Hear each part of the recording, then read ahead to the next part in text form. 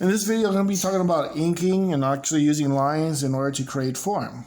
As far as lines, of course, we do have contour lines, and of course, those are used to define any kind of shape or form, regardless, whatever you're trying to draw. Again, whether it be very, very simple, again, or maybe a part of a composition, but eventually, those types of lines, those contour lines that you use just to describe the shape or describe a form, eventually we'd like to carry forward with some other type of line to try to imitate this illusion of form or imitate this idea of texture. So as far as this is going to be a very, very simple tutorial, as far as the emphasis is not going to be actually on drawing something as far as specific within a composition. We're just going to use just simple shapes, just simple forms, and we're going to try to do that first, and then we'll kind of carry that over into actually drawing something, and of course applying that quality of line to try to create that form. So again, as far as a form, very, very simple. We're going to just make it as simple as possible, and we're going to say we're going to draw a cone. So again, two lines, a less or equal sign or a V shape, using the wrist. Draw a really nice curve for the bottom, and again, it does not have to be perfect, but again, just something so we can kind of like have an idea as to where we'd be actually using line. As far as the lines, again, when we actually try to incorporate line to try to create the idea of shading, again, we can use something like this type of pin, which again is a little bit more like a felt tip, almost like a brush tip. The brush tip pin will be of course more flexible, more soft, and that of course will give you a little bit more of an expressive line. This here is a little bit more of a fine point Sharpie, and of course a regular Sharpie. We'll just do a regular Sharpie for now, because that's what most people have accessible. And as far as like, how are you actually create this idea of form? Now, most people, again, this idea of line, you have to have really good rhythm. Again, that is one way. That's usually the most common way, and this is probably the way that's most appreciated when you do use line. Is again, they do have a really nice sense of rhythm. So what I'm going to do here is I'm going to be always looking for the roundness of the line. So right here again, if I don't create a nice roundness to my line as I stroke around, it's going to look very, very flat. So I'll do a bad version and a better version. As far as my marker, I picked up a marker that's so-so. It seems to be more dry than good. Let me see if there's something else. Can use this line. This is a little bit better. Even though it is a chisel tip, I would not regularly use that, but I thought that marker would have been better. So as far as when I do look at this, I do want to contour along with this bottom line, because again, this is the roundness for it. This is that nice sense of, it gives me that nice sense of mass. As to how would I be making these lines? Well, according to wherever I want the light. I'm going to draw a very, very soft little dotted line. And this is where I want the lines to taper off to. This idea of tapering is when you do draw a line is you can actually lift it at the very, very end. It almost creates a little bit more of a brush type of a flow. So again, it gets a little bit fatter and gets a little bit thinner. Now that line there has, again, a little bit more better quality than if you were just to go like this. See, a lot of people will go like this. And again, it doesn't seem to kind of flow into the light. So again, if you can learn how to, again, press and then lift, press and lift, press and lift, it'll create a really nice sense of that taper line. That's a really nice quality. So again, why I rotate the paper like this is because I want to make this very, very easy for me. So I'm going to put most of my pressure here, and what I'm going to do is I'm going to rotate. How would I know this is the best place? Well, I'm going to do a few imaginary lines first. If I can contour along with that outer line, that means this is the best position. How about this? Well, kind of, but I want to swoop it up a little bit more. How about this? No, not very good. So again, position the paper. So I basically turned it upside down. And again, I'm going to look at where I want the line to finish and where it's going to begin. So I'm going to start off here, then I lift it a little bit. And again, at first, it'll have a little bit of sense of awkwardness, but after a little while, it'll seem like second nature. So again, I do want to have that nice sense of roundness. I want to have a little bit more turn. If I can put more turn into it, it's even better.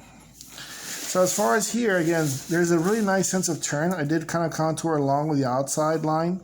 So again, that does have a really nice turn to it. As far as this side, when I'm going to turn, it's going to turn it this way. And again, I cannot use my wrist, but I will try to turn very, very quickly inwards.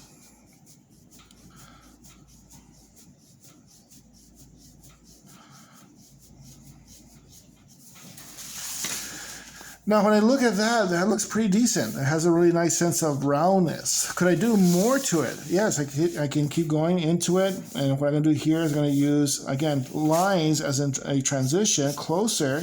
And then what I'm going to do is I'm going to separate them inwards to try to create a little bit more movement. So again, if you want to, you can do these in little steps. If you want to, say, let's try it a little bit different, where I'm going to do them somewhat randomly, but at the same time, I'm going to try to make sure that I do space them a little bit more, a little bit more, a little bit more, a little bit more. As long as you have that nice sense of spacing, you know, it'll look okay. So again, that did pull this way. Is that a very good example? Somewhat. I mean, I did pull from the outer contour, but what I did not do is I did not turn them and go in the opposite direction. So again, that in itself could have been done a little bit better still. So again, as far as when you do this, again, when you are working with these bigger lines, you really don't get that many opportunities to fix it along the way, because again, they are very, very massive, they're very big.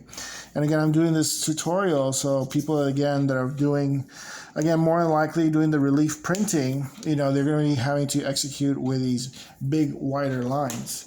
Some people would like to use a smaller line, but at the same time, can you actually get around these lines with an actual gouge? And more likely, it's not going to happen.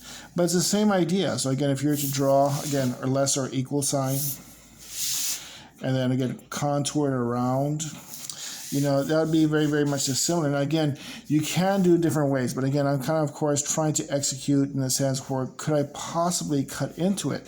So again, this here, again, with the X-Acto blades, or even with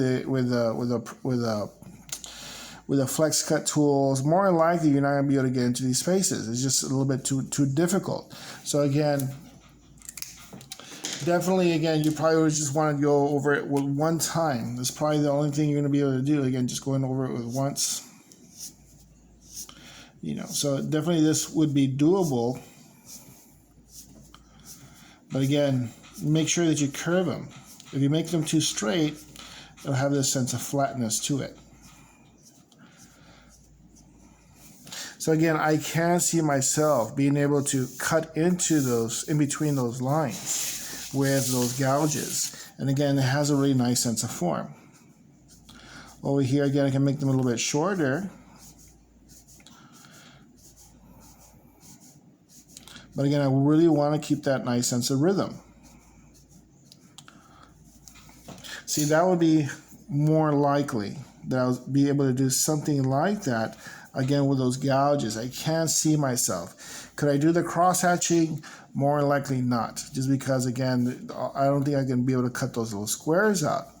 Is it doable? Yes, I've seen artists do it, but again, you know, you have those two different options. As far as, again, if it was something like a sphere, again, something round-like. If it was something round-like, it'd be something very, very similar as far as the shading. So where do you want the light to be? Well, somewhere up here. So again, I would contour around. You know, and again, it could be a little bit more loose, but at the same time, you want to make sure that you round those lines. Try to make sure that they're turning.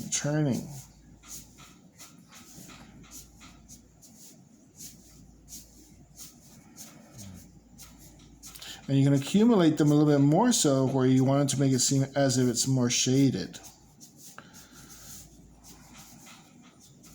So I can definitely see myself cutting in those spaces.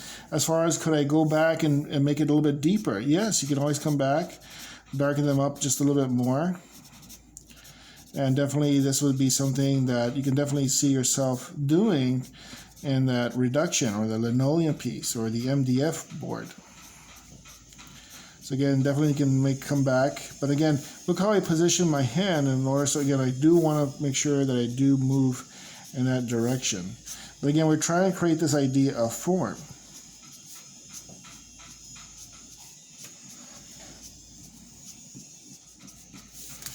So again, definitely it seems like I could possibly cut in here. Does it starting to have form? Yes, it's starting to have a little bit more form. On the top, I'm going to cut just two, but I do need to ink it a little bit. I do not want to draw straight lines, nor do I want to draw too many. So here I'm going to scatter the lines just a little bit. But again, I'm trying to curve in this direction. Trying to pull in this direction. So again, it's starting to have a little more sense of the lights flowing here, but definitely I would want to come back and cut in between, come back, add a little bit more.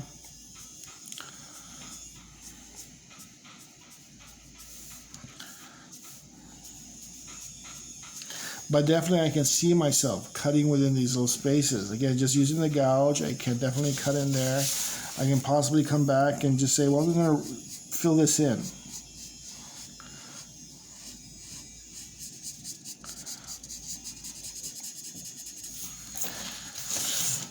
And come back and fill it in just a little bit more. But again, you do want to have transition. We need to have this idea of transition, and in order to have that really nice sense of form.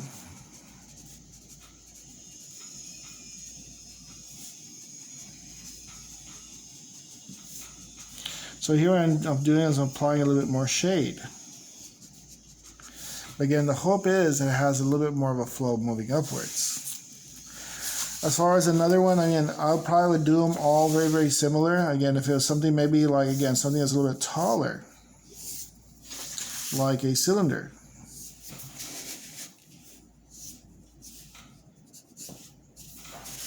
So again, if it was like this, nice, long, and tall, I would probably go with more lines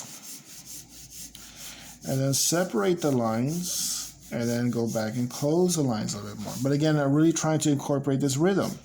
So again, I'd work my way upwards and downwards, upwards and downwards. Again, it doesn't have to be perfect, but again, you want to make sure you have a really nice sense of the spacing and also, of course, a little bit of the rhythm.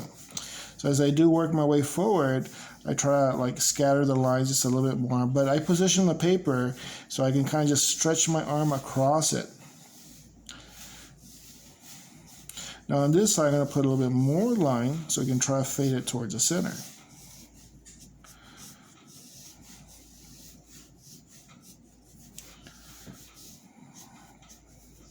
So again, you want to make sure that it seems to kind of fold in both directions.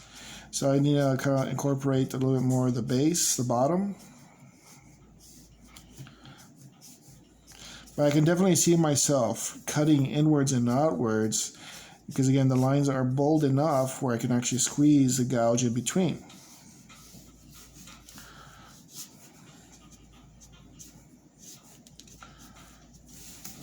So that would work pretty good as far as me having a little bit of sense of light, a little bit of shade on both sides. As far as the top part, this will be kind of a little bit of a tricky part, but again, you'll be able to see the nice rhythm here. So I will go darkest behind the highlight, which is the middle, and as I work my way upwards, again, trying to have a really nice rhythm. I have more rhythm if I turned it around. But again, the lines can be expressive. You can make the lines kind of wobble a little bit, but make sure that you try to have a nice rhythm to the line because the lines have to work together in order for the shading to have a sense of movement. So definitely I could come back and increase the amount of shade in here. Maybe darken up a little bit more so along the edges. But again, just very, very simple. Now again, these are just forms, but again, I'm trying to create this roundness. Did I create the roundness? So yeah, I mean, you create a really nice sense of rhythm here, and again, the roundedness of the line makes it seem again like it has a lot more form to it. So again, imagine if this was a stem. Imagine if this was a finger. Imagine if anything that was somewhat round. As far as this one, doing the crosshatch, it will definitely work too, but definitely I could see how this would be more complicated to cut just because, again, you have these right angles within lines. So that would be kind of difficult to cut, but definitely I can just see myself cutting in here very, very easily.